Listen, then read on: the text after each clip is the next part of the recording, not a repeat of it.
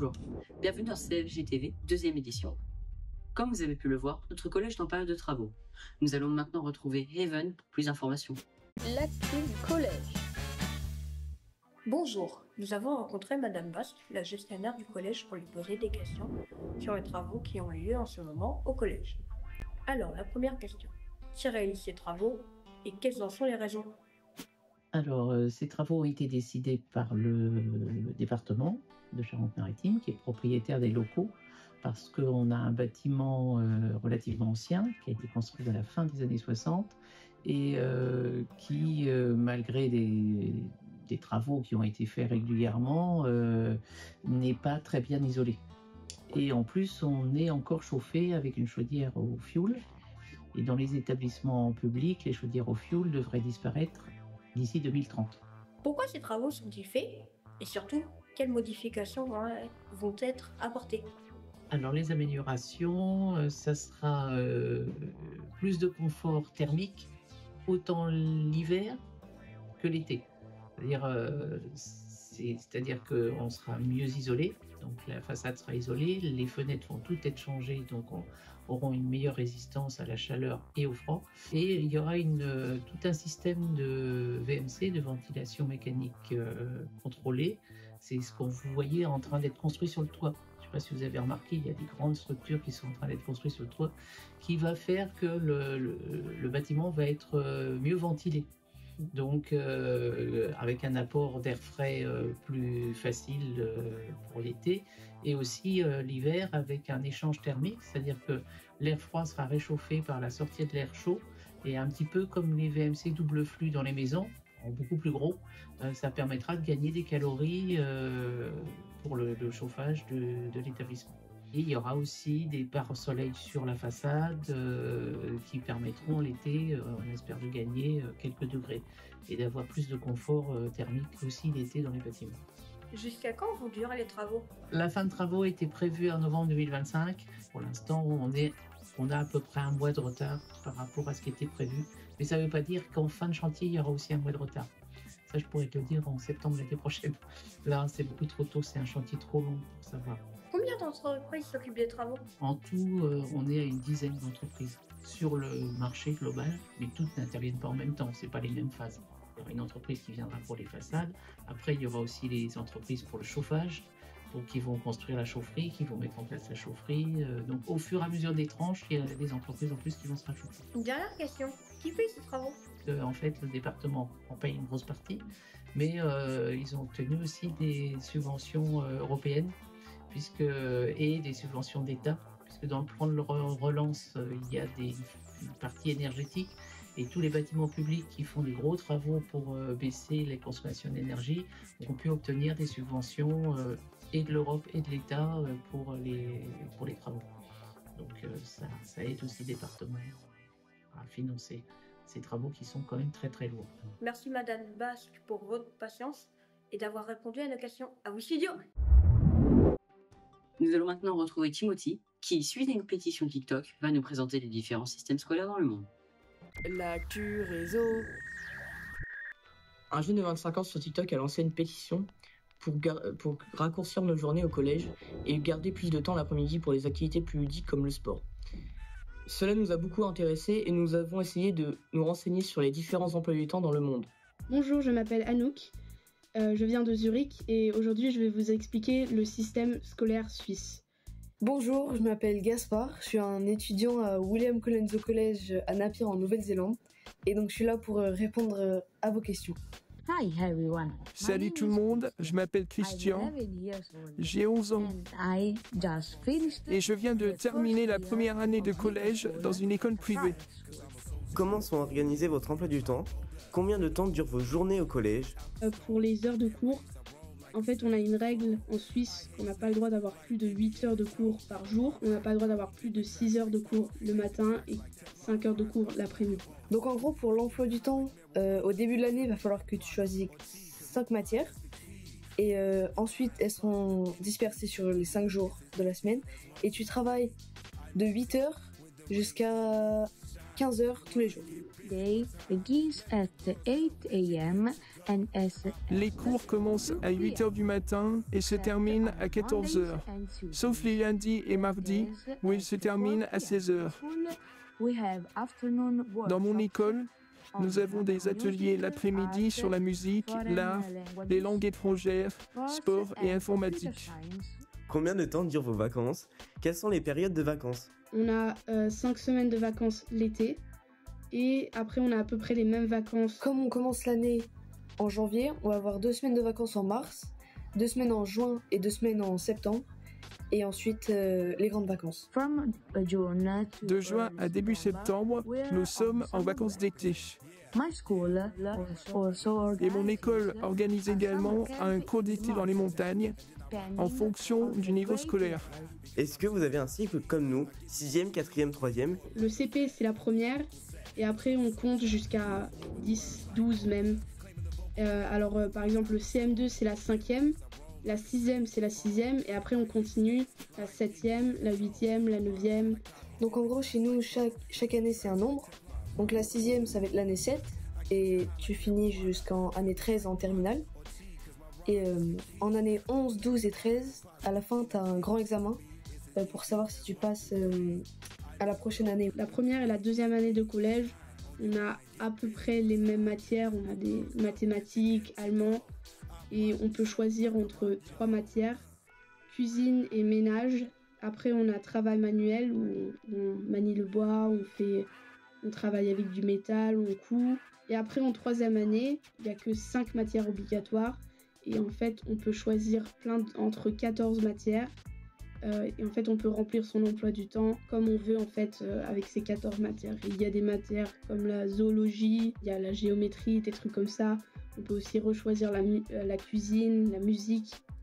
Quelle est la langue que vous pratiquez dans votre collège et celle que vous étudiez? Nous, on apprend l'anglais, mais on a aussi le choix d'apprendre le maori, qui est en fait la langue traditionnelle du peuple maori en Nouvelle-Zélande. Quelles sont les différentes possibilités pour vous après le collège? Nous, c'est le lycée, et vous? En fait, au collège, vu qu'il y a à peu près 94% des gens qui vont faire un apprentissage, en Suisse, c'est comme ça qu'ils misent vraiment sur ça. Et c'est pour ça qu'à peu près à partir de la première année de collège, tous les élèves savent à peu près déjà ce qu'ils veulent faire. Ils te mettent vraiment de la pression sur ça. Et on a cette matière une fois par semaine où on apprend à écrire des CV, on apprend à parler devant des gens. Qu'au collège, on est séparés dans des niveaux. Le D, le C, le B et le A. Le A, c'est le meilleur niveau. Et ceux qui sont A, souvent ils essayent de faire le gymnasium, le gimmi. Ce test pour aller directement au lycée qui s'appelle le lycée, c'est l'équivalent du gymnasium en Suisse. Ce test, il y a à peu près 6% qui y arrivent chaque année. Le collège dure 3 ans. Après cela, les élèves peuvent choisir de fréquenter Hazel High School ou un institut technique ou une école professionnelle. L'école secondaire dure 5 ans et se termine par un diplôme. Avez-vous votre propre vêtement ou un uniforme? En Nouvelle-Zélande, on se doit de porter l'uniforme. Donc l'uniforme de mon école, c'est donc une chemise blanche avec la cravate et le pull avec le logo de l'école et pantalon noir. Comme je vais au collège privé, je dois porter un uniforme pour les cours de gym et en classe, et certains jours précis et pendant les voyages scolaires. Comment s'organise la cantine de votre collège? Donc contrairement en France où tu peux choisir ce que tu veux, là on fait juste la queue derrière la cantine et ils nous donnent tous le même déjeuner. Donc ça se présente comme ça, c'est juste une boîte en aluminium. Là à l'intérieur il y a des pâtes et ils donnent une fourchette et un fruit et tu peux le manger où tu veux. Effectivement, cela donne des idées, en espérant que cela change pour nous.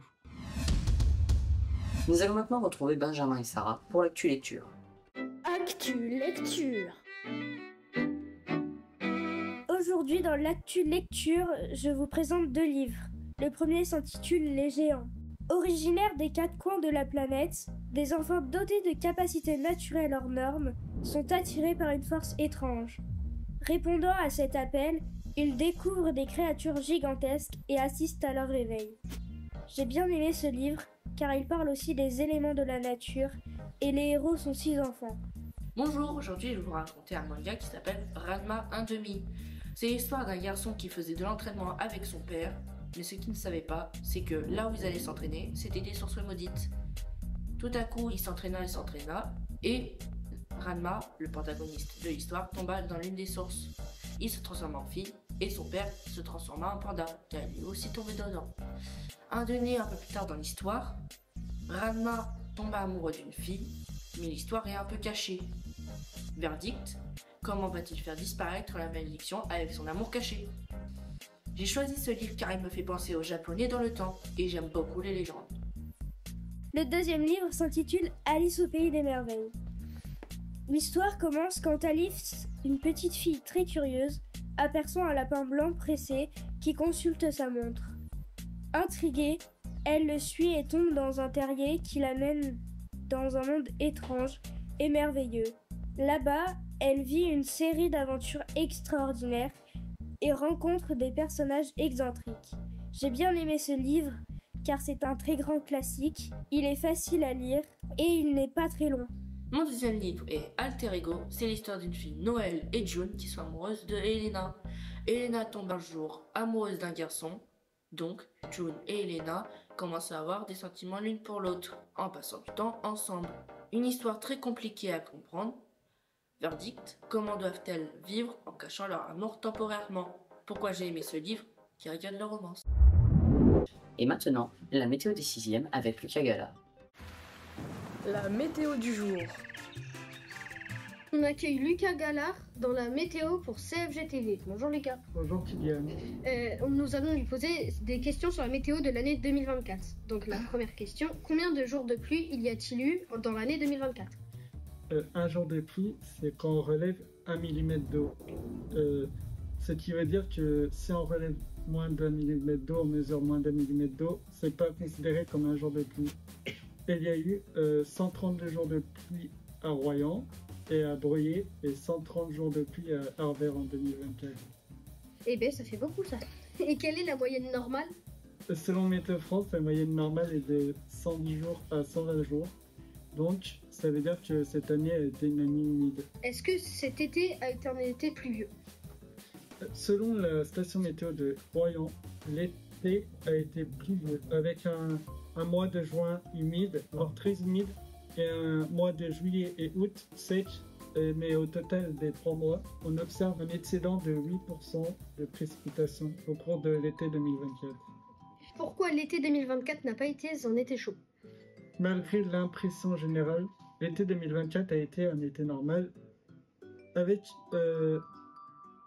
un excédent de température d'environ plus 0,1 degré, avec un mois de juin plutôt frais et un mois de juillet et août plutôt chaud.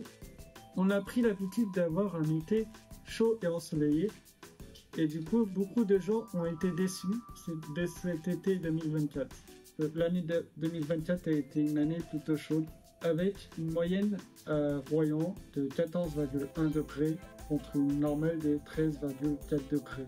L'année 2024 était-elle une année particulière en termes météorologiques? Si oui, pour quelle raison? 2024 n'est pas une année particulière en termes de météorologie. Néanmoins, nous pouvons noter la présence de beaucoup de tubas et de tornades au cours de la mi-mai et début septembre 2024 sur la presqu'île d'Arvers et sur la côte royanaise. Est-ce que la presqu'île d'Arvers a eu quelque chose de spécifique en termes météorologiques? Oui, la presqu'île d'Arvers, surtout la côte ouest et la côte ouest de l'île de Léron, bénéficie d'un ensoleillement beaucoup plus élevé que le reste du département. Il est courant que les jours d'été et d'automne, les nuages s'agglutinent dans les terres, pendant que dans cette zone-là, le soleil brille sans nuages. Et merci Lucas pour ta présence et d'avoir répondu à nos questions. Où peut-on te retrouver? Merci Kylian. Vous pouvez me retrouver sur la page Facebook Météo 17 et sur l'application Prévu Plus, où je poste des prévisions tous les jours pour plusieurs jours et des alertes et en temps réel sur la météo en Charente-Maritime. D'accord, et merci d'être venu. Nous allons maintenant retrouver Maël pour la recette du jour.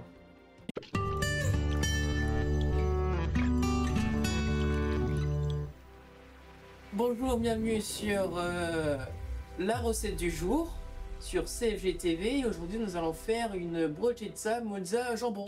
Pour cette recette, il va nous falloir un pain brochettas comme ceci, mais vous pouvez aussi acheter à la boulangerie un gros pain que vous pouvez couper en grosses tranches.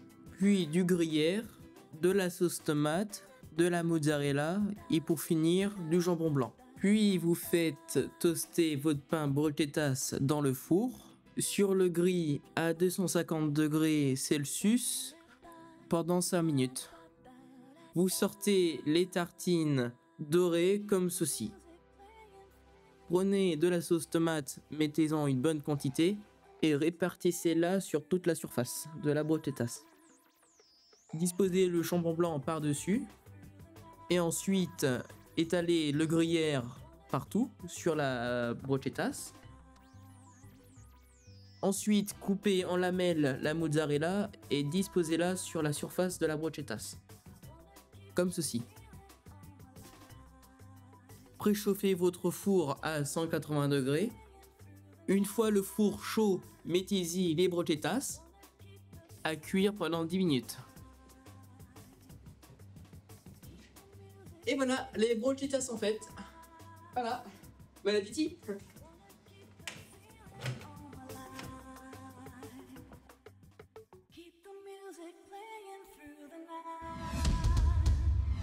Merci à tous d'avoir suivi cette deuxième édition du CFG TV.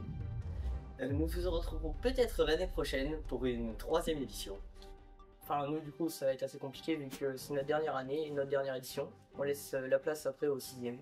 Et on vous souhaite plein de courage. Au revoir. Au revoir. Au revoir.